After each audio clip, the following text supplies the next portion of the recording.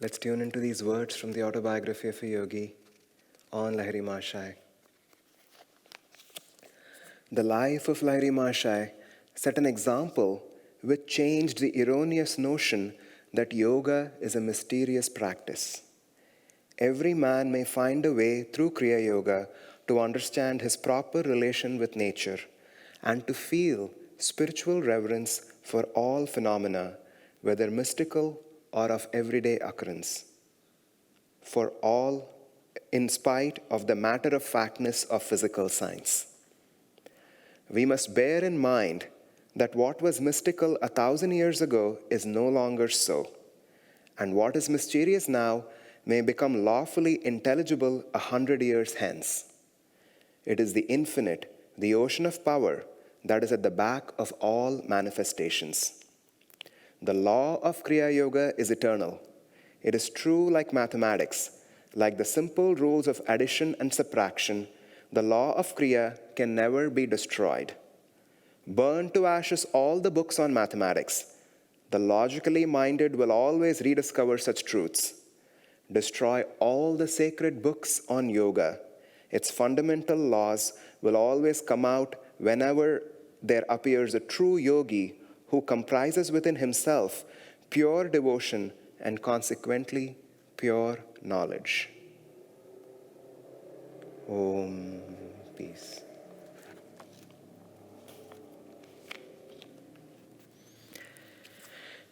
Thank you again all for coming this evening. I'm glad we are doing this class in person only and not over Zoom because the theme for this class is a rather sacred one. We have been exploring, I'm just going to start with a brief recap. We have been exploring 3 themes of Lahiri Mahasaya's teachings over these 3 weeks, studying his life and tuning into his presence. The first week, we explored the idea of religion versus spirituality, the inner and the outer form, and how Lahiri brought out a new understanding for this day and age that was rather novel in the 1860s when he first started teaching, but has become normal today in 2023 as we are speaking. In the second session, we discussed the theme of being a householder yogi, the idea of renunciation itself, how Lahiri switched or rather shifted that whole concept to a whole new understanding, both with marriage and relationships in terms of what renunciation means, but also about everything, about career, about money, what kind of lifestyle that people led.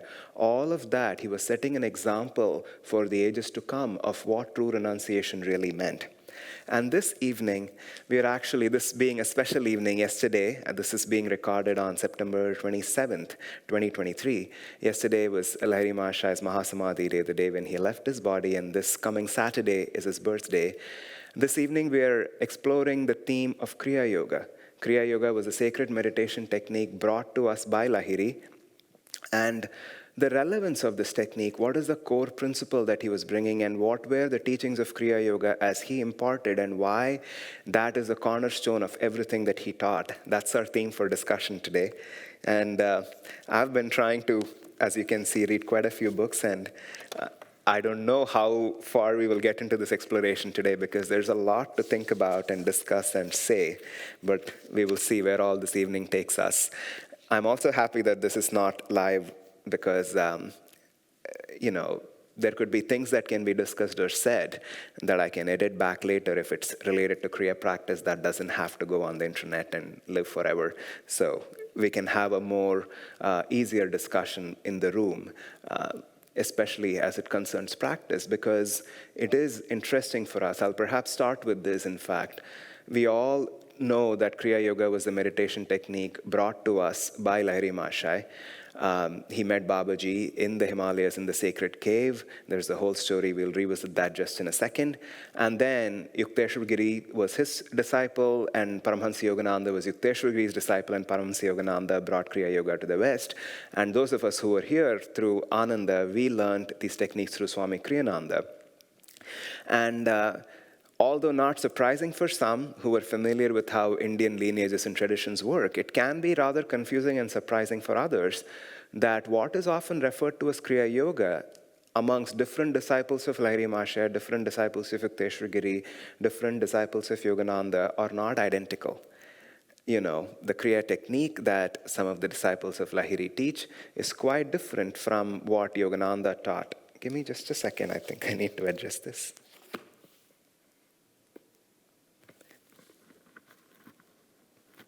Okay, I think I'm okay. I'm starting with that comment because there is a book. In fact, I'd read that book. I didn't have a copy. My friend Paddy finally got a digital copy of this book for me. This was a letter of counsel. Again, those of you that are Kriya yogis, if you want a copy of this, you can email me and I'll be able to share with you. A book of letters, of personal correspondence between Lahiri Mahasaya and his disciples on Kriya practice, on disciples writing questions to Lahiri on Kriya practice, and Lahiri's counsel to them on answering very specific questions related to techniques and practices. I may share a reading or two from that book briefly in just a moment. However, the reason why also we don't widely share that book, or it is not something that is recommended reading on this path, is because once you read that book, it becomes quite apparent that the techniques that Lahiri is referring to are not exactly what we learned through Paramahansa Yogananda. It becomes quite clear from the very beginning that he's referring or talking about things that we don't know what he's talking about, even with the first technique of Kriya. So the way it was communicated, the way it was practiced. I'm saying all of this because the teachings of Kriya Yoga are ones that is one that is received from the Guru. We are not talking about the technique, we are talking about the path. We are talking about the principles of the Kriya Yoga meditation technique, and we are talking about the path of Kriya Yoga. Although there are certain principles that are common, that are universal, I should say, are common in the way Lahiri taught Kriya Yoga that is still applicable and that we follow, the specifics, or rather the mechanics of the technique, have to be received from a guru, have to be received through an authorized channel. I don't mean a personal guru, not that the person initiating you is a guru. For those of us at Ananda, our guru is Paramahansa Yogananda. So at the end of the day, all that matters is what Yogananda taught us. It cannot be reconciled with what anybody else said. Interestingly enough, including Lahiri Mahasaya. So that can be ironical or confusing to some, but it really is not. It is an interesting thing with Indian traditions because I don't know how else to describe that. But I just wanted to say that. And in fact, even in Lahiri's own counsel in that book, he doesn't actually explicitly refer to the Kriya technique or describe it. In fact, you can also see his counsel is very, very personal. To different disciples, he's advising different things because he was a self-realized guru. So he could initiate and teach one thing to person A and teach something else to person B. Whereas when the guru himself is not in the body, there is a standardization that has to happen inevitably in order for the technique to be passed on over the years and for everybody, hundreds, thousands, millions, to be able to learn and practice it. So that is also an essential component of it. So that being said, I want to go back to the story of Lahiri himself receiving Kriya Yoga. I know many of you already, I'm sure most of you, I'm assuming all of you perhaps have read the story in the autobiography of a yogi. And I know I'm looking at the room, many of you sitting in the room, we are all going to be going to the cave near Ranikhet where Babaji met Lahiri Mahasaya for the first time.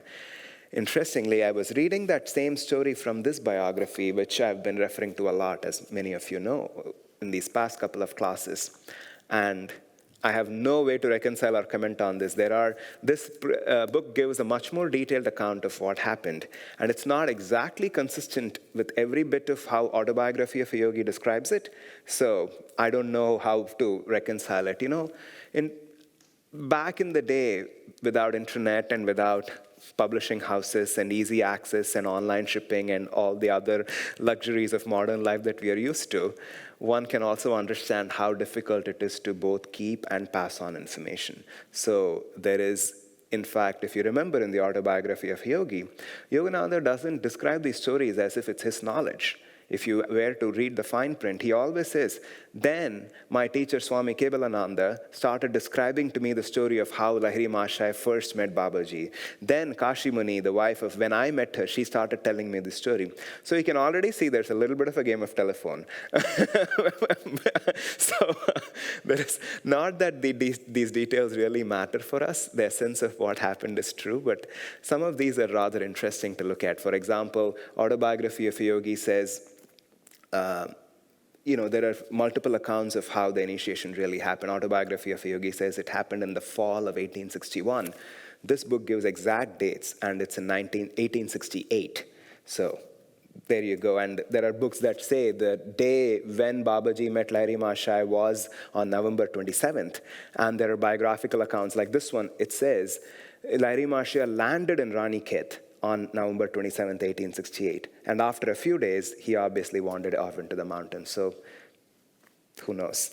But the part that I really wanted to read, and for those of you who may be watching this recording later on, I'm assuming you know the story. If not, Lahiri Mahasaya was an accountant with the military engineering department with the Bengal Nagpur Railways or whatever it was. It was the unit of the East India Company, the British that were ruling India at that time. And one day he receives a telegram. He's posted to this remote Himalayan town called Ranikhet. Ranikhet is this hill station developed by the English just as a summer town where they would just spend the time when the plains got too hot in India. And he goes there, and he doesn't have a lot of work because this is a very remote town and there's not a lot to do. He's still an accountant, but his work is very lean. So he wanders off into the mountains, and one morning, he started walking into the mountains. And, as the story goes, he wanders all day, and then he finally comes to this remote part of the mountain. And this book gives it even more detailed account of it says, which is not explicitly mentioned in the Autobiography of a Yogi, but it makes even more sense. It says how Lahiri was constantly guided even as he started walking, how he felt the guidance to go in a certain direction, how he was constantly hearing an inner voice nudging him to go a certain way. It makes a lot of sense because, again, digressing just a little bit, I was in Babaji's cave last year around the same time, probably around the same week. Now that I'm thinking about it, we were just there exactly a year ago, some of us.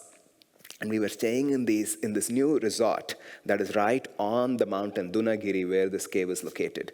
And the person who created this resort, and we were perhaps amongst the first guests, it's a very new resort. It's very remote, just very secluded, in the middle of nowhere. It's very hard to find such places in India. There's no road access. The last 3 miles are very hard to cover, in fact.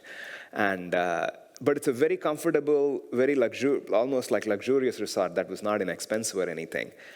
This person who had built this actually is a Kriya Ban for 25 years, he and his wife. He raised his children. Now they are all adults. They are on to their own lives. He has been a CPA or the equivalent in India. And so he and his wife wanted to devote their life in some way to the Guru, and they are part of YSS, which is the equivalent of SRF in India. They are not monastics, so they cannot become teachers or share teachings in an outward way. So they consulted the monks in SRF, and they advised them to do this as their service to Guru. This man, he grew up in these parts of the Himalayas. He's originally from that place, although now he resides in Delhi. So they said, if you have money and if you want to do this as an investment, why don't you just buy a land and develop a spiritual retreat for devotees that want to visit Babaji's cave? So that's what he did. And we all were very fortunate to stay there. It's a magical place, so hard to even describe in words. But I digressed into that story because he was telling me on the 175th anniversary of Kriya Yoga, from 1861, you can calculate what that is. He, along with a group of monks from YSS, did this hike starting from, they identified the location, the office of the accountant of the Bengal Nagpur Railways, where it was located in Ranikhet in the year 1861. And from there, they started walking to Babaji's cave, just the way Lahiri Mahasaya did. He started walking in the morning, and if I remember right, it was 48 or 49 kilometers, whatever that is, 25 miles, whatever that is, around 25. It's a very long walk. So they had to, in fact, do trail clearing and all of that as they were walking through this trail, and they crossed over, and this retreat is located on the trail that Lahiri must have walked. whereas the usual access to the cave is through a different route. Now, the roads that exist today did not exist in 1861. So he was describing that hike and how he hopes to lead that as a pilgrimage soon, a yearly pilgrimage in November when Lahiri walked the trail. It's not yet in place, but he hopes to do that with devotees that are physically able and who desire to do that. So I'm coming back to our story with Lahiri and Babaji. So Lahiri walked, and he was being guided by Babaji to come to this cave, and then obviously Babaji meets him. In a nutshell, Babaji reawakens his own memory of his past lives. The cave, interestingly, I mentioned this to somebody recently, we refer to it as Babaji's cave. But if you were to think about it logically, the right name for it would have been Lahiri's cave, because Lahiri was the one who meditated there in that cave in past lives. There is a reason why it got named as Babaji's cave. That's besides the point. But it's fair to call it Lahiri's cave also. And because that's actually what it is, Babaji, as it's described in the autobiography of a yogi, actually is a resident of a different zip code in the Himalayas. But this was Lahiri's home in past lives. And it's quite surreal when you go there. I recommend those of you who have not been there really make it an intention or plan to go there, because when you go inside the cave, it is one of those few places in India where it is actually not all that different from how it might have been in 1861. I cannot think of many places in India, barely any places in India that I can say that about, because you go to temples like Badrinath or many sacred places that are deep and powerful, but on the surface, it's very hard to feel that depth or sacredness because the chaos, the crowds, everything is pretty overwhelming. It's not as overtly spiritual as one might imagine these kind of settings to be, whereas Babaji's cave is quite a different story. It's so surreal just being there. It is when you're inside the cave and you're meditating, you can feel that it was not any different when Lahiri Mahasaya walked in there. It's a very small cave. If you squeeze in people very, very tightly, you could probably squeeze in 7 or 8 people, but it's very tiny. If people laid down, probably 2, at the most 3, it's the size of a 2 or 3-person tent. That's the size of the cave. But to just imagine that the cave where he was, it's exactly the same. And you can also see the other places. There's sort of a flatter meadow ground which is where it is said that the Golden Palace was materialized. That's a different story. Babaji fulfills one of Lahiri's wishes from past lives by materializing a Golden Palace. The Gogash River, where Babaji asked him to take a dip before being initiated into Kriya. You cross that river multiple times before reaching the cave, so you can wash yourself in the river if you wish. It's quite surreal. So, coming back to our story, there are a couple of things that I noticed as I was reading this account of the whole incident from this book. Obviously this book says Lahiri was posted on November 27th. This author does not give a date for when he actually met Babaji. He says a few days after that. But he gives many more dates. The couple of things that I thought were very interesting to point out, which are not details given in autobiography of a yogi, but not inconsistent with what Yogananda describes to us. The first one is even the name Babaji, because in the whole story, this author doesn't refer to Babaji with the name Babaji, but he does start referring to him after the story is over. And it's almost a subtle thing if you pay attention, because he just says, this renunciate, this mendicant who was wearing a loincloth, he showed up and he was saying, and he was Lahiri's guru. That's how he describes the author. And finally, after the whole story is over, later on, maybe I'll read the lines for you. He says, Lahiri, after he returned to Varanasi, started referring to his guru as Babaji. Because Baba just means father in Bengali. So he just started referring to his guru as Babaji, and from then on, the whole world started referring to him as Babaji. But even the christening of Babaji was something that happened much later, and it was just the way Lahiri addressed Babaji. It was not like that was in Babaji's passport or birth certificate, quite understandably. But I thought that was interesting because I can't find the exact line here, but it was just interesting. Yeah, it says, Shamcharan, and at this point, the book also refers to Lahiri as Shamcharan. That was his given name. Shamcharan would address, this is after he returned back from Ganlius, Shamcharan would address his guru as Babaji, or lovingly as father. This is why, at a later date, his innumerable devotees and disciples also use the term Guru Babaji. Which is to say, I thought that was fascinating. And the other interesting thing here in this book that I saw was right after the whole incident is over, he drinks the drink and he's initiated and all of that. The first thing Babaji tells Lahiri is actually, he points to a couple of disciples of Babaji who are with him, because even as the autobiography describes, there are a lot of other disciples of Babaji who are just present to bless Lahiri and to support this whole thing happening. And he says, you will have to initiate them. I have kept them waiting for you for so long. So Babaji gives Lahiri Kriya, and then he says, these two have been waiting for you to initiate them for very long. I thought that's a very fascinating story. And then and then Shamcharan replies, you being present, why should they take initiation from me? A very logical question. And then Babaji answers, they are not indebted to me. This relationship exists with you and them, and therefore you have to initiate them. So who knows? Who understands all of this? Anyway, it's all very interesting, I thought. And this book gives a lot of data. I mean, it's a very interesting account. This book almost talks about it as if I'm just presenting it. I have no intention of reconciling all the different facts presented by different authors. This book talks about how Babaji and Lahiri were in close touch throughout his time in Ranikhet. And the bidding of farewell to Lahiri did not happen during that meeting. There was also a farewell meeting. So it talks as if Lahiri was frequenting the cave. He doesn't explicitly say all of that, because he refers on the evening when Babaji was bidding farewell to Lahiri Mahasaya as if he was constantly visiting the cave back and forth during his time in Ranikhet. Who knows?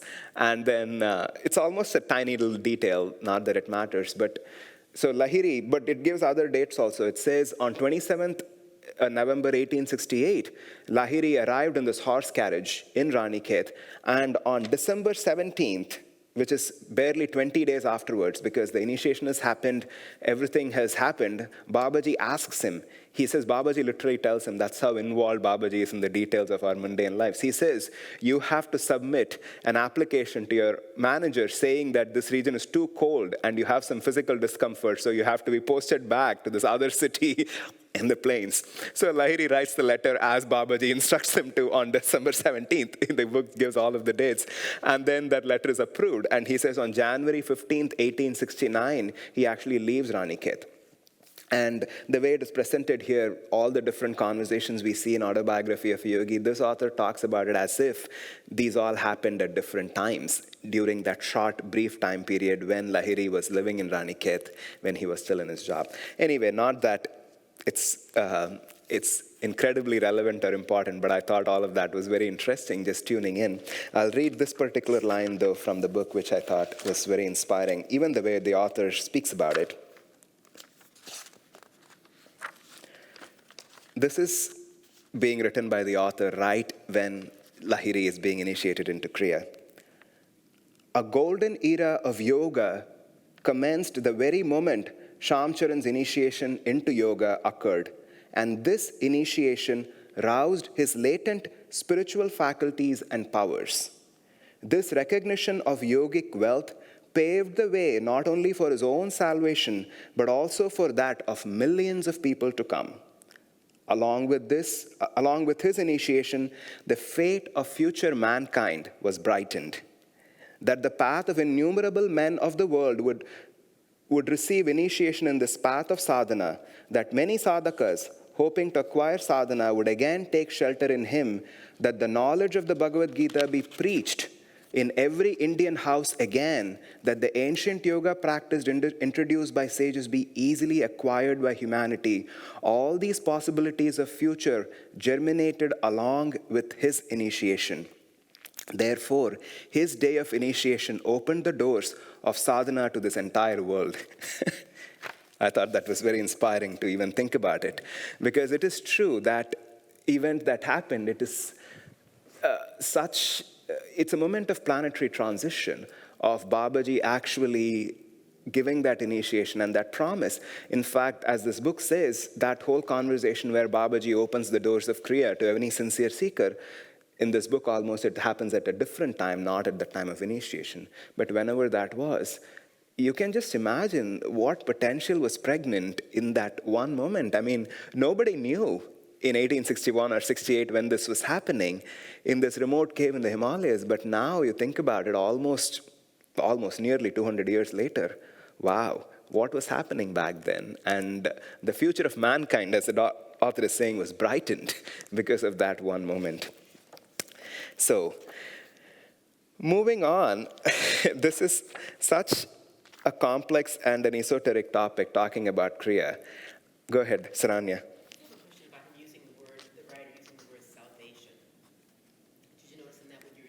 Yeah. Salvation. And, it's a word that Christians use a lot, meaning, the person who believes in Jesus Christ and so on and so forth. But in this case, he's talking about the person being able to achieve samadhi. Yeah, I'm going to repeat your question. Saranya is asking, I use the word salvation, and so she was asking, it is used in the Christian world in a different sense, and she was asking in what sense is the word being used. As far as I can tell, because I'm also, being an Indian, looking at it from an Indian lens, the word salvation I would substitute with the word moksha. It really refers to God realization. So it does not come by belief or initiation or because you've been accepted as a disciple. I mean, the hope and the potential for salvation is immediately present at an initiation or at the discipleship. But salvation itself is freedom. So I would replace it with the word freedom. Because this, I have to say, when I'm reading some of these quotes from this book, I'm almost substituting synonyms, although in this particular time I did not. Because the language this author uses it's rather abstruse. And especially in the translations that he has of Lahiri's words, I'm using some synonyms because his writing is not as understandable for non-Indians. Because also Indians use certain words in a certain sense. So I'm going to actually read. I won't bore all of you with a lot of this, but I'll give you a sampling. I'll read a lot of original writings of Lahiri. The discussion today is obviously on Kriya. I thought I'll read some excerpts from Lahiri's diaries of his own meditation practices, how he describes Kriya, how he describes meditation and all of that. So we'll see where the evening takes us. So Lahiri, as I was describing, there are 26 diaries of Lahiri Mahasaya. All of these are experiences in meditation. He is describing techniques, he's describing states of consciousness, he's describing what he himself is going through. He's describing all of that in these notes.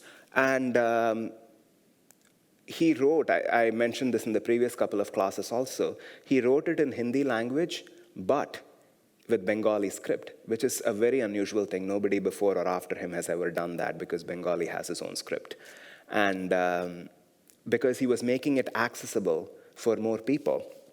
However, I had my own theory also as I was reading all of this, which is, I feel like he was also continuing his own work from a previous lifetime as Kabir, because Kabir's writing style and Lahiri Mahasaya's writing style are incredibly close. And I was, in fact, in some of his notes I was reading today, there are many places, in fact, perhaps I'll read it for you right now. Maybe that's where I'll start, because it's a little more interesting. He talks about himself and Kabir.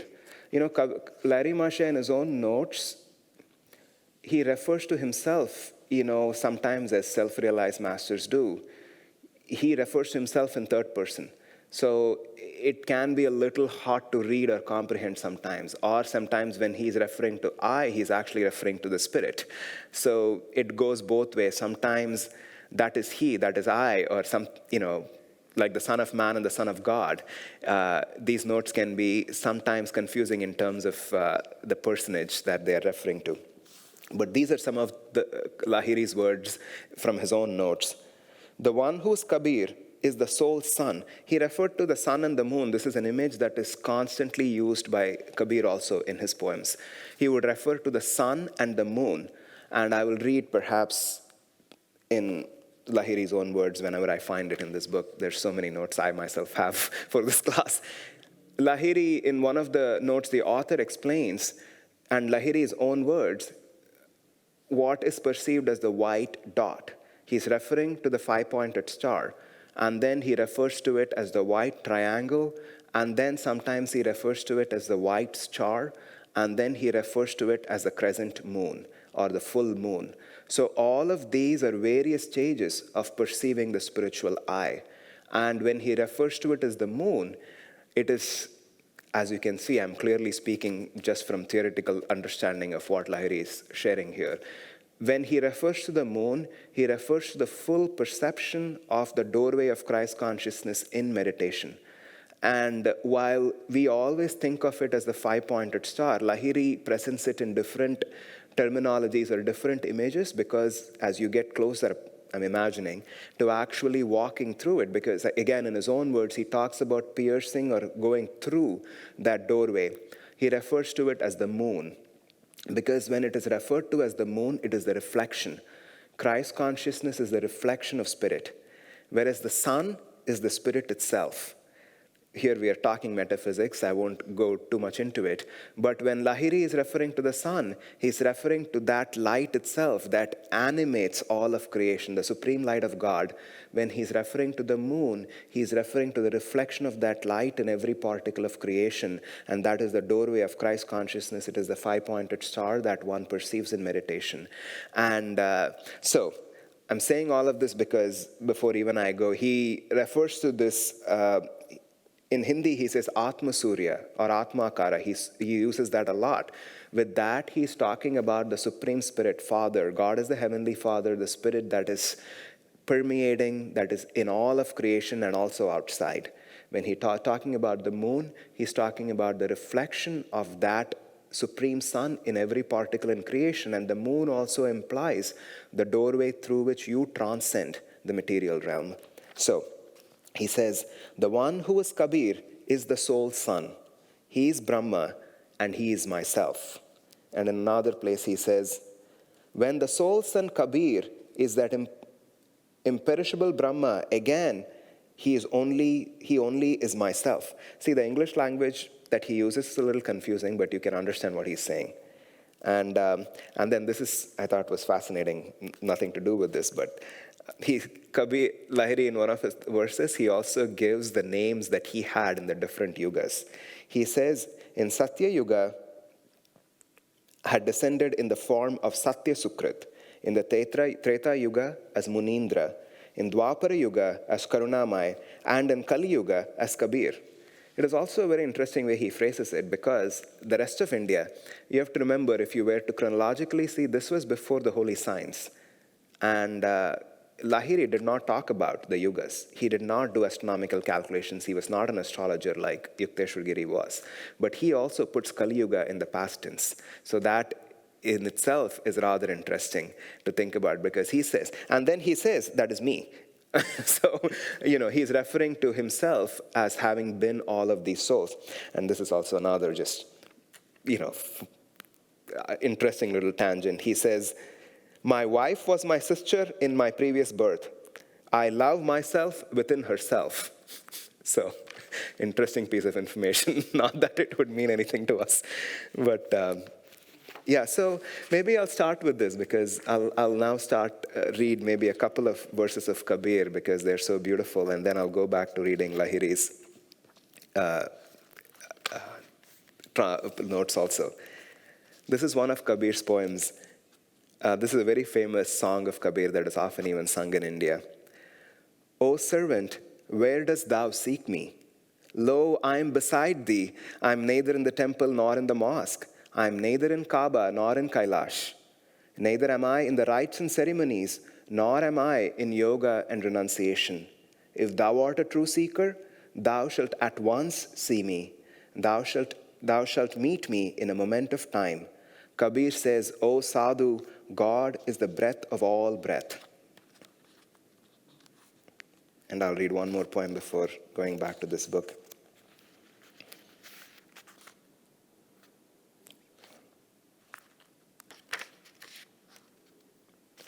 So this is actually interesting. I mean, I was just talking about it. I'm not going to explain this, but there's a lot of esoteric references in this poem of Kabir that I'm sure most of you can pick up and it'll make sense. The moon shines in my body, but my blind eyes cannot see it. The moon is within me, and so is the sun. The unstruck drum of eternity is sounded within me, but my deaf ears cannot hear it. So long as man clamors for the eye and the mind, his works are as naught. When all love of the eye and the mind is dead, then the work of the Lord is done. For work has no other aim than the attainment of knowledge. When that comes, the work is put away. The flower blooms for the fruit, and when the fruit comes, the flower withers. The musk is in the deer, but it seeks it not within itself. It wanders in the quest of grass. So, now I'll go ahead and read some of Lahiri Mahasaya's notes. So, I wish I could show you this. Maybe I'll show this on camera. You'll not be able to see it clearly. This is a sketch, original sketch from Lahiri's notes. It just has a funny little sick man's face, and it has a big little circle on his forehead. And then there is an arrow pointing to that circle. There were a lot of illustrations in his notes, by the way, and you can find some of these illustrations online too. They're pretty cute. And there's an arrow pointing to a big circle drawn on this man's face. It says, Ham Sham Charan Surya, which goes to say, I only am the sole son, Sham Charan. Sole son is UN. So he's saying, I'm one with God. I'll read the paragraph that was written about this illustration. I am nothing. I am the sole son. I am nothing. That sole son is everything and the absolute. Nothing exists except that sole son. And then he draws the sketch. And then I'll read the other part that is written below this particular sketch in his notes. The effulgent sole son is the great soul Brahma. Now there is an intense ecstasy and the breath is wholly internally oriented. This type of ecstasy cannot be derived from anything else. He is called Chidananda. He is Brahma. After a long period today, my descent has been fulfilled. When he says descent, see, these are the words where the author uses certain English words, but when I read the Hindi, what he's talking about is my incarnation, because he's an avatar. So his coming to this world is not an incarnation, it's a descent, because he's descending from his union in spirit. So he says, my descent has been fulfilled today, whatever that day was, and one can only imagine what his experience was in that day. I'm going to move on. I have a lot of notes here. I'll pick and choose what I can read right now. Let's see. I'm going to read a couple of just verses that I'm not going to comment on, and then we'll go to something a little more esoteric. These are all translation of Lahiri's notes. If breath is constantly shuffled, there is a cessation of breathing or stillness occurs. This stillness is called yoga. A living being is habitually restless. Thus, there is no alternative other than the still state. Stillness is achieved by pranayama. A hand fan moves when pulled. If the mind desires, it is pulled. But if mind does not desire, then there is no inclination to pull it. When the mind becomes still, unnecessary desires are not existent, and not performing unnecessary actions is known as the cessation of desires. The translation, again, it really does not do justice in terms of our understanding of how we would apply it. Like, for example, when he says not performing unnecessary actions, there are subtle ways in which you can understand what he's trying to say, but what he means is you're not acting in the world with any agenda. You do not have any necessity to be acting in the world, and all of your actions becomes pranayama, that is within. The one who is emancipated in Kriya's transcendental state is also emancipated in its pre-transcendental state, because he never returns to duality. He sees Brahma in everything and remains united in Brahma effortlessly. If this is not so, it will be man's non-pursuit for spiritual attainment. He just puts the blame on us. He says, if you're not self-realized through Kriya, it's because you're not pursuing it.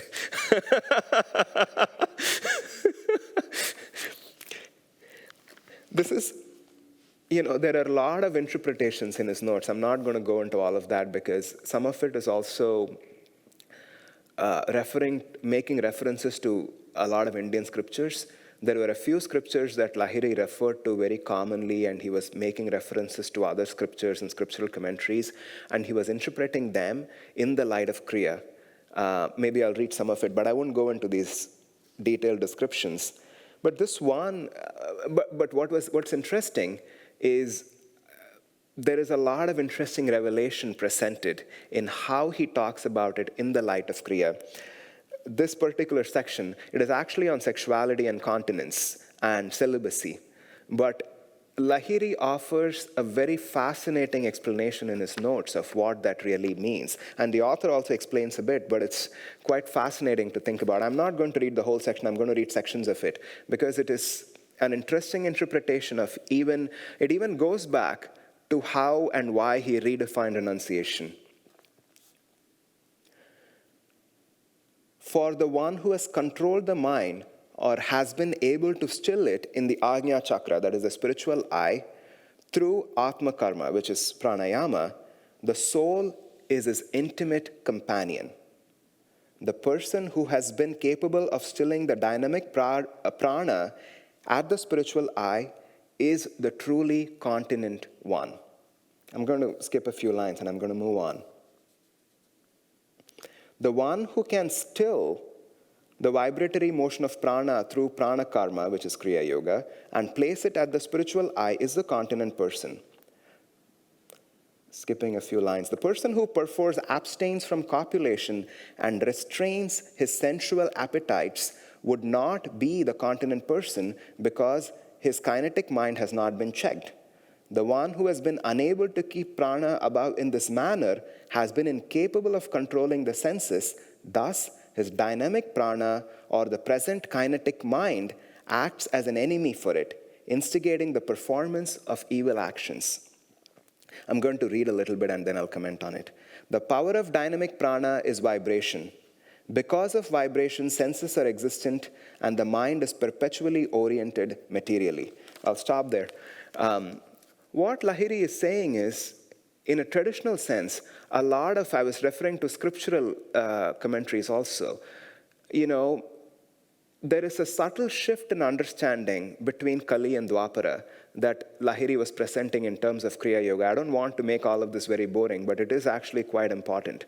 Like, for example, when he keeps referring to Atma Surya and Pranayama as your karma every day, it is also speaking to a certain religious aspect of what was practiced in India. Like, for example, the Gayatri Mantra is referring to an oblation that is made to the sun. When traditionally the Hindus perform their daily rites and rituals through the Gayatri Mantra, you offer a certain offering to the sun. And when Lahiri is constantly referring to the soul sun and as it's residing inside, he's shifting that understanding between Kali Yuga and Dwapara Yuga. He's telling practitioners of Kriya Yoga, the sun that you're offering to is no longer outside. So your daily karma that you were to perform according to your religion with the Gayatri Mantra that you were performing has now gone to a whole other octave. You have graduated from middle school to high school. Now you are going to be offering it to the inner sun. Now your prana is the offering. Brahmins do it with water. Now a Kriya Yogi cannot do it with water because that would be beneath him. I mean, he can. There's nothing wrong with that. But you have graduated. You cannot do the assignment for the previous grade. Now you are doing it at the level at which you have been initiated and you have been able to make progress. And in this paragraph that I just read, what he's talking about is celibacy, he's saying, is not just about sexuality. He says continence. He uses the word continence. I'm using the word celibacy because that's more commonly used in the West. He says, it is not just about retaining your sensual appetites and not indulging in them. He says the truly continent one is whose prana has completely established itself in the spiritual eye. If your prana were to descend even for a moment through vibration into any of the lower chakras, then that is incontinence. That is not celibacy. So he's offering a whole new interpretation of how you would read some of these spiritual concepts that have been applied across traditions for millennia. But in the light of Kriya Yoga and Dwapara, he's saying, it is no longer about what you're doing in this world. It is all about what is happening in your spine. And that's what Kriya Yoga is. And all of this, I'm not going to read it right now, but it goes back to a lot of the explanation that Master offers in the chapter on the science of Kriya Yoga and the autobiography of a yogi, where he says, sitting in silence or introspection is not a valid meditation practice. In fact, Master uses the word, it's an unscientific practice of stilling the mind. And then he says, the senses are tied to the mind through prana. So the only way to still and quiet the mind is to reverse the flow of prana. And that's exactly what Lahiri Mahasaya is offering here. And we are not talking about even the mechanics of Kriya Yoga, but this is Kriya Yoga. Kriya Yoga is a fundamental shift in understanding of how you practice spirituality. Because I read this interesting quote from this book last week at the end of the class. I cannot read it because I don't have that page number marked for this week. But where he was talking about prana as the ultimate God that he worships. And that is the path of Kriya Yoga. Because now you start working with everything in this plane with the concept of prana. And reversing with that kinetic prana is the whole goal of spiritual path. And that's where he says, continence is the one who has been unable to keep prana above in this manner has been incapable of controlling the senses. Thus, his dynamic prana or the present kinetic mind acts as an enemy, for it instigates the performance of evil actions. I mean, he's just stating it as is. I mean, perhaps he's referring to a high state of spiritual realization, but also what he's saying is the truth according to the path of Kriya Yoga. Because he says, if your prana is not settled here, it doesn't matter. You might be celibate because of circumstances, you might be celibate because of just karma. That's not celibacy, that's not continence. What is real spiritual liberation, what is real renunciation, is you have actually used the power of your will and the techniques of pranayama to establish prana here at the spiritual eye. And that is the science of Kriya Yoga. Anyway, rather interesting. Any comments before I move on? Because I know these are all rather sophisticated concepts. And I know we are in some interesting topics right now that there's no need to explicitly discuss all of this. But in the first chapter of Autobiography of a Yogi, Yogananda describes his own parents, Bhagavati Charan and Jnanaprabha Ghosh, how they have children. He talks about how their marriage was not about sexuality. They never had relationships as a man and woman, except for the purpose of conception once every year. That's what he describes, Yogananda. And in this book, Lahiri, there's an interesting quote by Lahiri. Let's see if I can find that. Because Lahiri actually was teaching a method of conscious conception. It's not explicitly referred to here, but it is implied.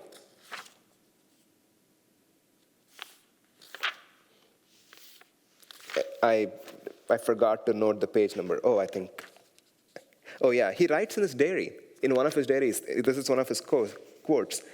I have stipulated the means by which Shyam Lal can now have a son. So he instructs his disciples Lahiri was also a strict vegetarian. This is where your guru's teachings are the most relevant to you. We are discussing Lahiri Mahasaya as a guru, but master's teachings are our teachings. At the end of the day, I have to qualify everything by saying that. Lahiri was very strict about not consuming meat or poultry and things like that for his disciples. And he also had stipulations on celibacy and how people engaged in marital relationships, as much as he wanted everybody to marry. As much as he wanted all disciples, not all disciples. He often very strongly encouraged and goaded his disciples to find a partner and marry and have children. He's also writing in his own diary, I have stipulated the means by which Shyam Lal is going to have a son. Which is to say, even that act of making a progeny was not out of compulsion.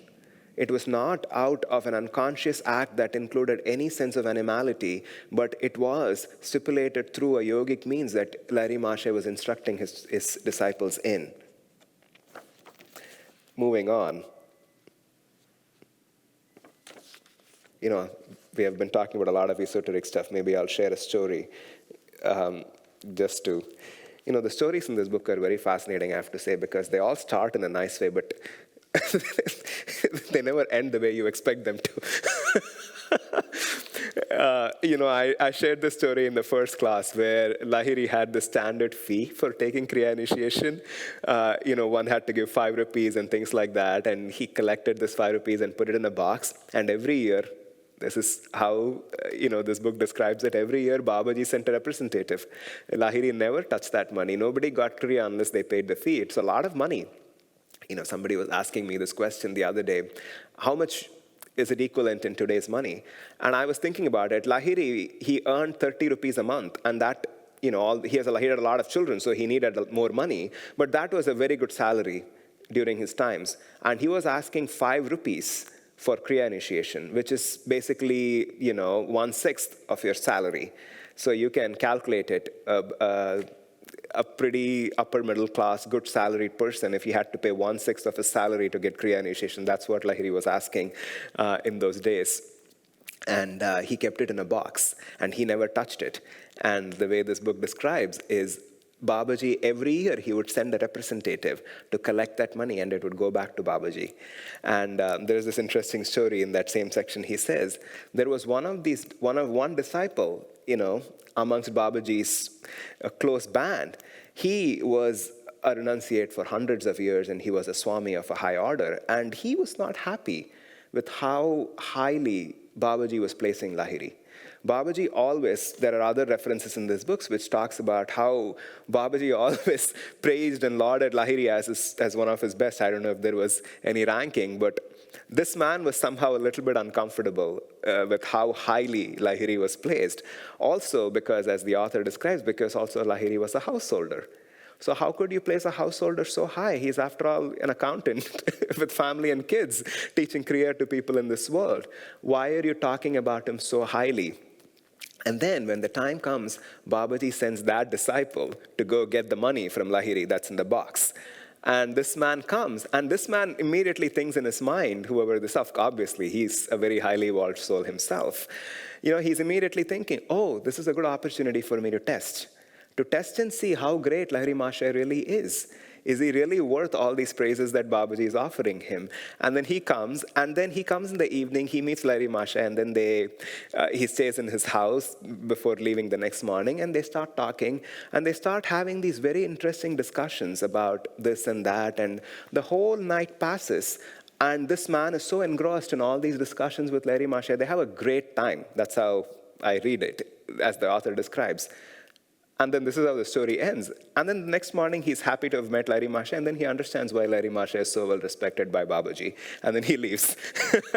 So, the reason I said the stories don't end the way you expect them to, because, if I were reading a script, I would think there is some lesson that he's taught and something dramatic happens where he realizes how great Lahiri Mahasaya is. But in fact, it is true. The most interesting lesson for me from that story was, even for somebody to learn a lesson, their mistakes don't have to be pointed out. He just spent a lot of time with Lahiri. He spent a whole night, and then he realized, yeah, in fact, he's a really great man. And that's it. And he understood that. There was nothing more dramatic that needed to happen for him to realize why Babaji placed Lahiri that high.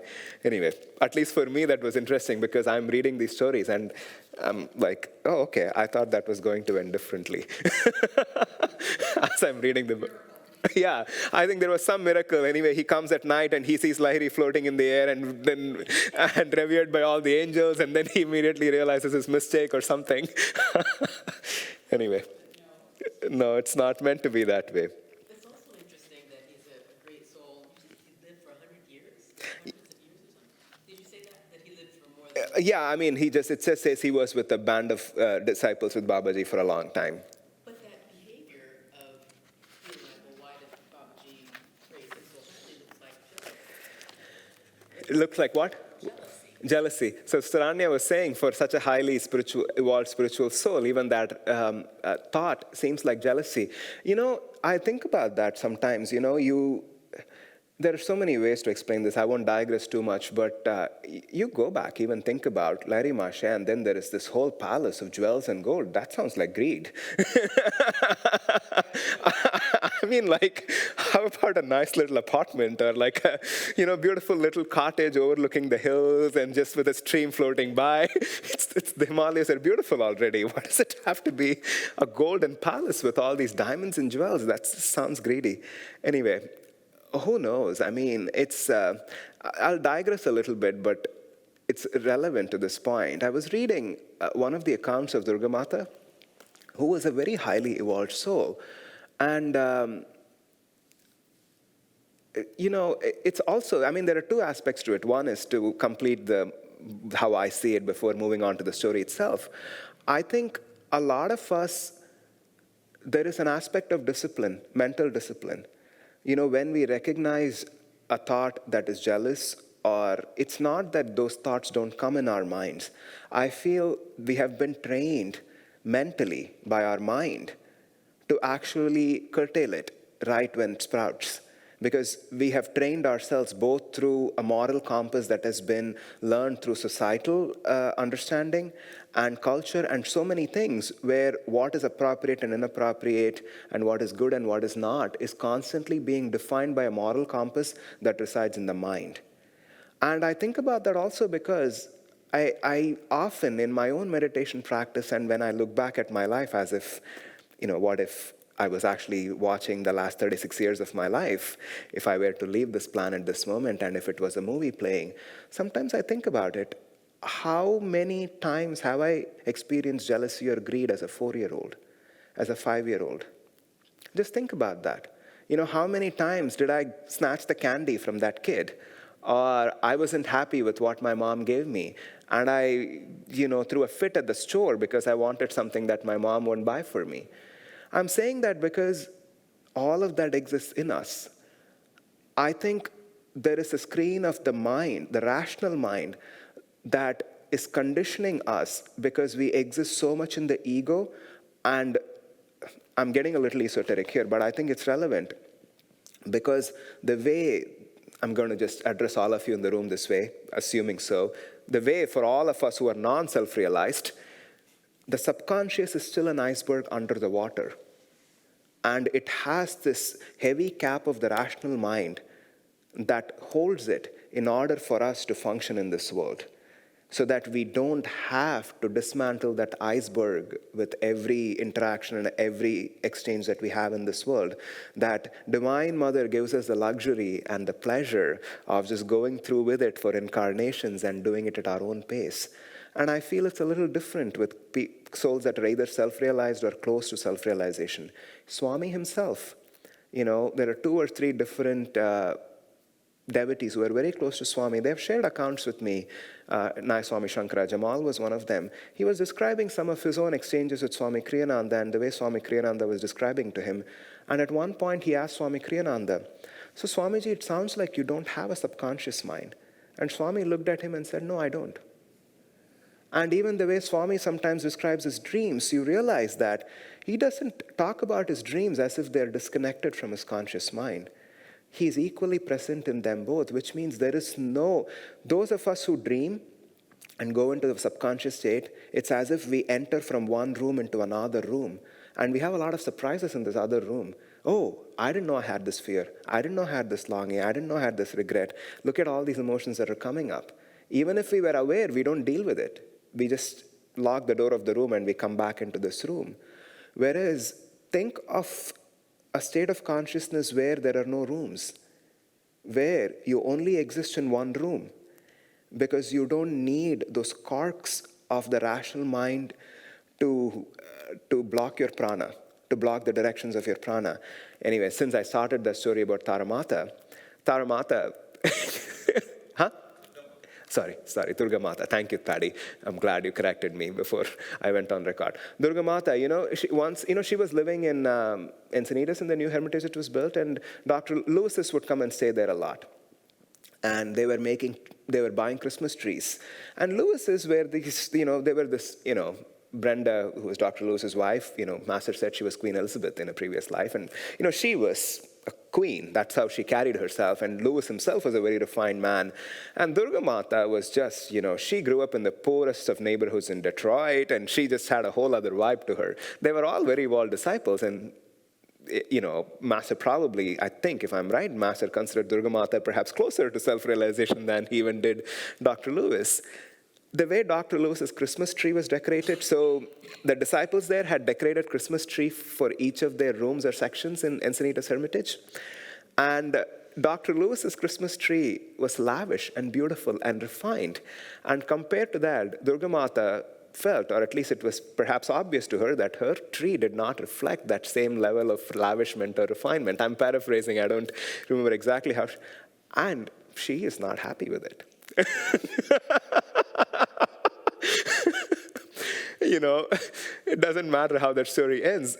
But I think about that, this was a lady, and especially when you watch some of those YouTube videos of Durga Ma's disciples describing their experiences with her, if she's not close to self-realization, I don't know who else is. But I think the only way I explain this is all my own take or perception on this.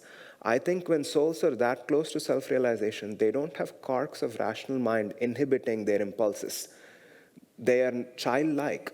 Their consciousness is so pure that even a sprout of jealousy immediately just flows out through them. And this, it just expiates, and it just flows as that flow of prana that doesn't have to be inhibited by social, cultural, or other constructs of the mind, which all of us train ourselves to do. The only way we can tell that we wouldn't behave this way is if next time, if there was a next time for all of us, and when we are in kindergarten and we are not fighting over that candy. How many of us can say that?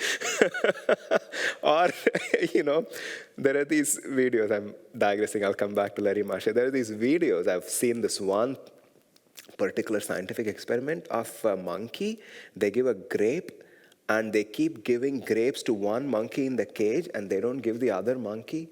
You should just watch the other monkey throw a fit. And they talk about jealousy, this whole video. You can probably Google and find this video I'm talking about. I don't know in what context I was watching this. They talk about how, the monkey would have been so happy and peaceful without grapes. It would have been the happiest monkey if it were not given any grapes for months, even though it knew what grapes were. But the fact that another monkey in the cage received those grapes made this monkey so furious that nothing in the world would make this monkey feel better except grapes. So anyway, coming back to Lahiri Mahasaya. So what to speak of highly advanced souls living with Babaji?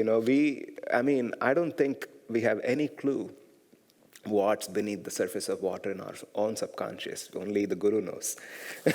So anyway, I'm going to move on, and maybe I will read. Oh, I found this. Interestingly, this is the page that was open. And the thing I was telling about the spiritual eye and the star.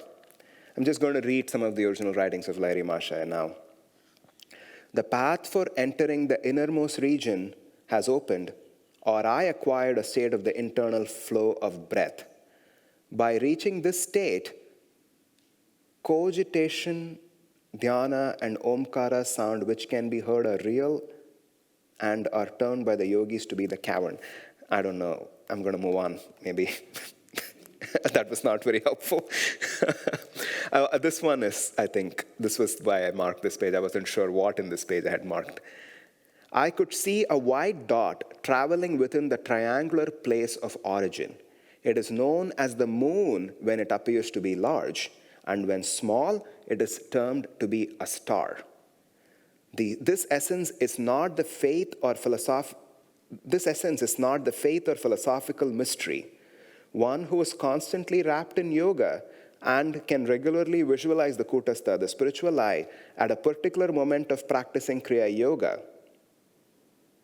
Anyway, that's all it says. Even grammatically, the sentences don't seem right to me, but I don't know how to read the propositions and the punctuations anyway. I'm going to move on. I'll read this one other quote. I thought this was very interesting. And I was reading the Hindi of the quote also to make sure what exactly he was saying. If excellent pranayama is practiced, ignorance will automatically be removed. Wait a minute. No, I meant to read this other verse.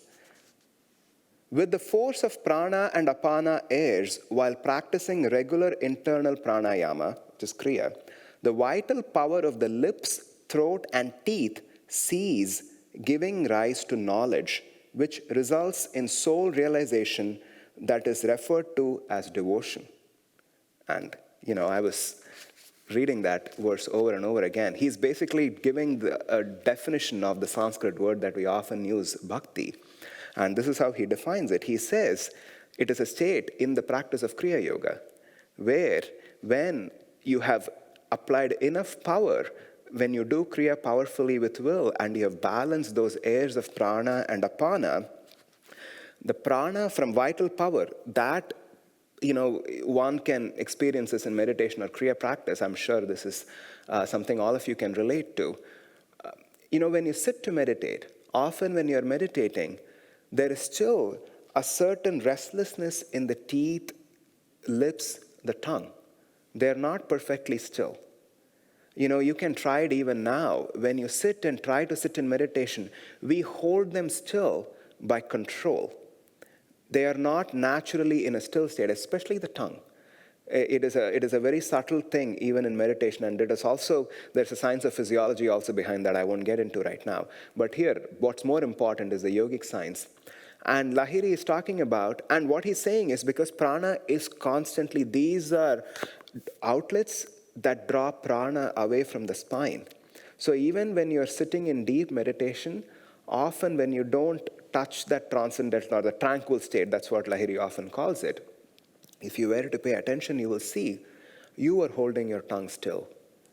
It's not naturally, automatically still. And Lahiri says, when you have reached a state by applying enough power in your Kriya practice, that reversal of prana has happened and the vital power of the lips, throat, and teeth cease. Basically, you have taken the prana away from all of that flowing outward. That gives rise to a knowledge which results in soul realization that is referred to as bhakti. So, I'm not going to explain that any further because it's not that I understand any of this. I thought it was just interesting to even think about of how he was almost defining devotion in terms of physiology, in meditation that too. I want to bring us all back to a more grounded, real plane of some of the things that Lahiri really says, because I think this is where all of this understanding comes to. So much of what he writes in his diaries and a lot of what he shares about Kriya is helpful to tune into, is often something that can, inspire us. But we, as people busy in this world and doing our best in our meditation, often operate at a different level. And there is a lot he says even with that. This is called a doha in Hindi. So Kabir used to write a lot of those. And Lahiri also writes a few in the exact same style and the language the way Kabir used to write. And this is one of the translations of his doha. Now I'm moving away from the esoteric metaphysics of meditation into some other aspects of Kriya and how he talks about it, the real aspects of Kriya, let's call it, the mundane aspects of meditation practice. This is a translation of this particular doha written by Lahiri. As long as life exists, you will not derive any spare time from work. You have to reserve a certain amount of time from work to unite yourself with God, otherwise it won't happen. Very simple. As long as life exists, and that's literally what he says. As long as life exists, you will never derive any spare time. How many can relate to that? As long as life exists, we will never have spare time. It's true because it is almost, in a subtle and philosophical sense, the hypnosis of the world and how it engrosses us is so magnetic and so complete in itself that meditation for the rational mind will never feel like a natural or a self-evidently attractive activity. Because there is always more emails to write, there is always dishes to do, there is always errands to run, and there's always Netflix shows to watch or whatever, And it will never cease. You cannot say, I'm going to finish all of this, then I'll have time to sit and meditate. At some point, you just have to say, this is a different course of energy, and this is a different course of energy, and we have to recognize the polarity between spiritual pursuit and life pursuits. And that polarity cannot be reconciled. It's just like the Pandavas and the Kauravas. They are not meant to rule the kingdom together. They're just meant to be in battle. And let me share a few more before. Say any more about his relationship with God when you talked about last week? You know, yeah, that's a very interesting quote. I'm very sorry, but I wish I had, it is such an interesting, I think I'll be able to find it. It's such an interesting, I'm going to take a moment to find that because it is a beautiful, you know what? I got it. I did not mark that page, so I was a little concerned. So, the newcomer said, I will start from there. It's a story. We're in the middle of a story. The newcomer said, I've heard your name before. Sorry, for those of you who are watching and recording, last week I promised Saranya, she asked a question at the end of last week's class, what form of God did Lahiri worship? And I read this beautiful reading about prana, which in itself was quite interesting, but I said there is a more direct answer to that question. I'll find the page number and read it next week. So thankfully I found it. The newcomer said, I've heard your name before, but I did not have the fortune to meet you all these days. Lahiri smiled and, engaging in a pleasant conversation with him, inquired his name and his habitat. While walking, the newcomer suddenly asked, if you give me courage, can I ask you a question? Lahiri said, surely you can. The newcomer humbly inquired, I've heard you practice meditation in your room, but of which God do you practice dhyana or meditation? Lahiri smilingly replied, I don't know about that. The newcomer further inquired, you must be practicing meditation of either Shiva or Krishna or Kali, right? Lahiri answered, I practice dhyana of that one who's prevalent in Shiva, Krishna, or Kali, you, me, and everyone else in this world. The newcomer was amazed and stated, I could not follow what you said. This is the last sentence of this chapter. Lahiri replied, neither can I explain, nor can you understand. So, anyway, there you go. You know, it is interesting, though, because I'm now reconciling with a lot of other things Lahiri has said, because even the story that Paddy and I often share of him going to this particular temple in Varanasi called Bhatuk Bhairav Temple, and it's a temple, it's a very complicated temple to visit, and you're supposed to go there if you go to Varanasi, and all of us who grew up in India, we do that. And Lahiri visited that temple every Sunday, every week, without fail. And once a disciple, I'm repeating the story I told in the first class, one week, one of his disciples asked him, you are God. Why are you going to this temple? And Lahiri's response was so clear. He said, will you go if I don't? That's it. The conversation ended there. So he was answering questions that were put to him. He was not recommending that for us. He was recommending a path that was more integrated and that had more aspects of external practice also for those of us that are not in his state of consciousness. So it is important for us to recognize that.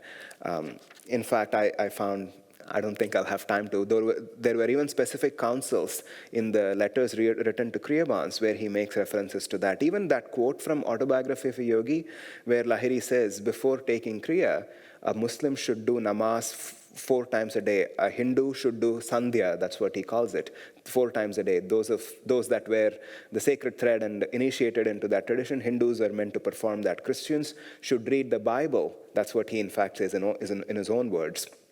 And get on their knee and pray twice a day in order to practice Kriya. And, you know, that quote is from the autobiography also, but that was actually written in response to a letter from a Kriya by Lahiri Mahasaya. So it's important for us to know that Lahiri is also speaking of his state of consciousness and where he is, and he is also giving us clear instructions of what we are meant to do. I'm not saying, again, I think we went through this in the first class, I'm not saying we are supposed to go back into whatever religion we were born into. That's not defining us anymore in 2023. But what is important for us to understand, what that means to us is external form is not irrelevant for those of us who are not in that state of consciousness. Having an altar, praying to God, offering flowers, or those kind of practices are very important and relevant for those of us who are not in that state of consciousness. I'll read a few more about meditation, and let's see, why did I mark this page? 139. 127. I have to say, I only reached about a third of this book. There's so much about Kriya Yoga here. For any of you who are interested, it's a little abstruse and hard to read, but if you tune into it, there is a lot in this book about Kriya, and I didn't get into all the detail and depth that I thought I might in this evening, but that's okay.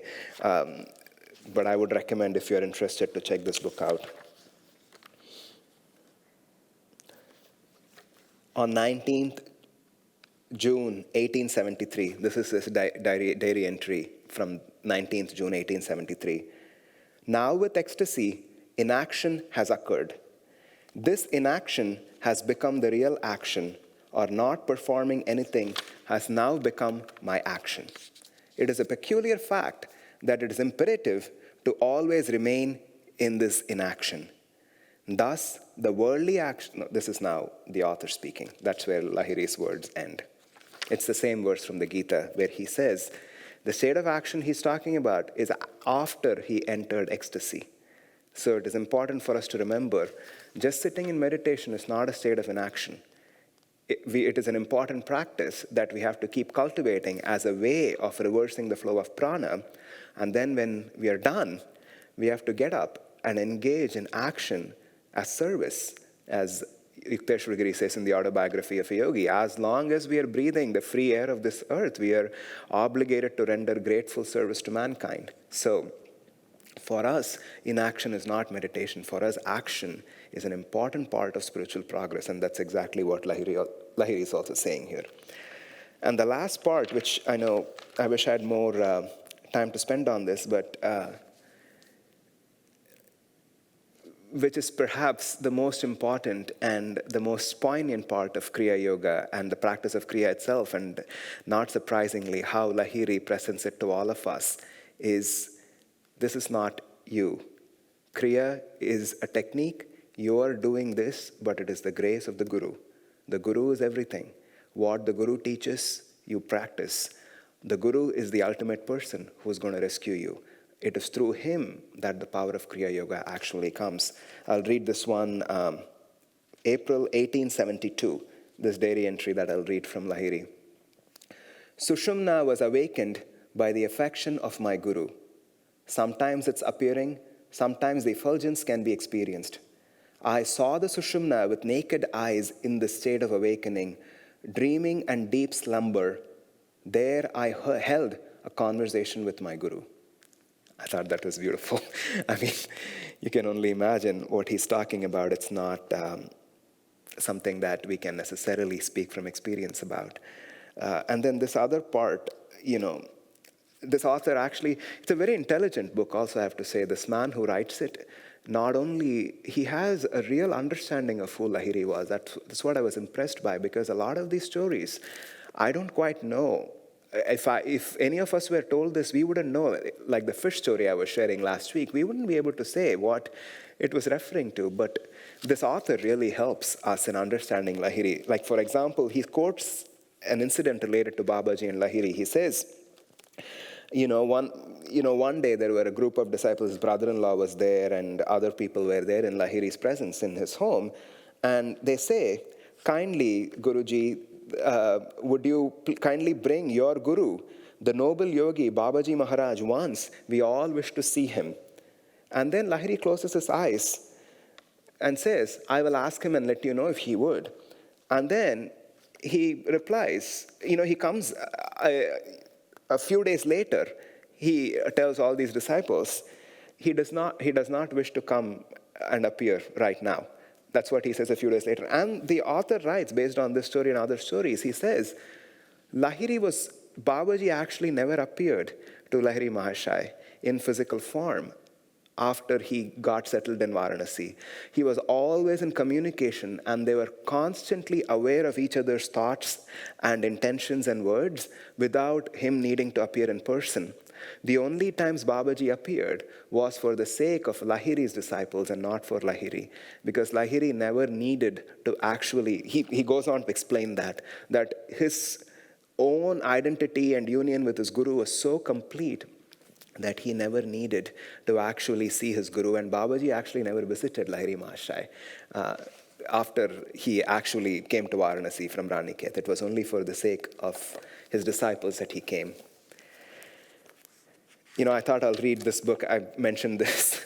I didn't read a lot of what I was hoping to, but it's okay. I think I've read a lot already. But this book I was mentioning to some people who were here before the class started. This book is called The Verses of Kabir in the Light of Kriya Yoga. I incredibly enjoyed this book.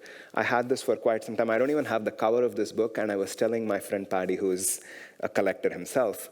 This is published by Yogoda Satsang Society in the year 1974. It was republished by the Amrita Foundation in 1999. I couldn't find any physical copies of this existing anywhere. I really enjoyed this book, and if any of you know of it, you can also let me know. And it is certainly something I would recommend. And if you live in Palo Alto, and if you promise to take good care, I can lend this book. Yes, Atmajyoti? May I Yes. borrow the book? Yes. Oh, borrow the book. Yeah, of course. Yes, absolutely. The title of the book is The Verses of Kabir in the Light of Kriya Yoga. So Kabir wrote all the songs in couplets, and I'll just read a couple of things from here, and I also want to read something of Lahiri Mahasaya before ending our evening, because I mentioned this book. I just really enjoy this book. It gives a literal translation. The translations are brief and very clear, and then it explains the same translation for a Kriya Yogi. What does that mean for a Kriya Yogi? I'll just read a couple of them, so it's just so you have a flavor, because the commentary is not very big. Oh, I love this one. Kabir says, this is the literal translation of the verse. Kabir says, the Guru is like the washerman, and the disciples the clothes to be washed. The Supreme Lord and the Creator is the soap, and meditation on the divine is the slab of stone on which the clothes are washed. The disciple, thus washed with divine consciousness, becomes clean and blessed with divine light. And now the author explains this in the light of Kriya. He says, the Guru cleanses the mind of the disciple with Kriya by charging him with divine energy. When through repeated practice of Kriya, the earthly attachments of the mind gradually wears off, the disciple feels the blessed light of the divine within himself. Actually, there's an even more interesting verse. See, some of Kabir's verses are actually a little confusing because Kabir has a very passionate way of communicating, as you will see. Kabir says, this is a literal verse, Kabir says that a man who drinks the feet wash of the Guru, the water washed from the feet of the Guru, thinking of him as a mere human being, the man who washes water from the feet of the Guru, thinking of the Guru as a mere human being, will go to hell and be born again and again as a dog. That took the wrong turn. See, I always tell you, never can guess where it's going. So now, this author explains this verse in the light of Kriya Yoga. The statement has a deeper spiritual meaning underneath, although even physically taking such water does have great spiritual effects. The nectar of the feet of the Guru spiritually implies the nectar that oozes from the Sahasrara, or the special seat of Brahma within the head. This nectar can be tasted by one who has reached the transcendental stage through practice of Kriya. Until this is attained, complete liberation from animal instincts cannot be obtained. So, anyway, I cannot comment anymore on that. It makes as much sense to all of you as it does to me, and sounds like that's what Kabir meant, because I'm not qualified to comment anymore on that. So, Lahiri also wrote a lot of songs. I was telling Nivedita on the drive back, I'm hoping to set some of them to music also, especially in the Hindi language.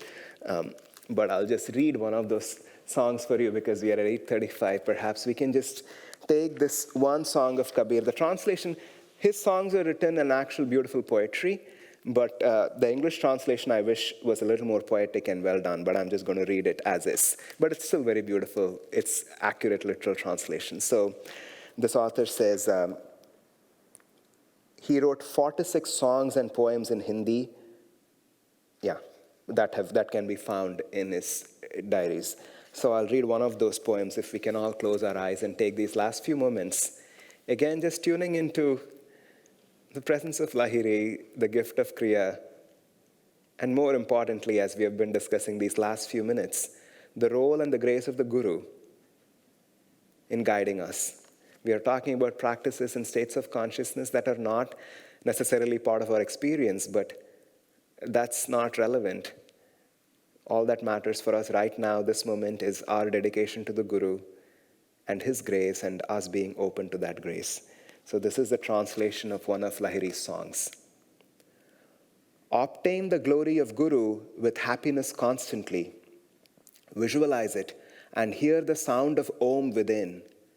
Capture the ecstasy of the secret realm with all your strength and make your soul listen to the glory of God.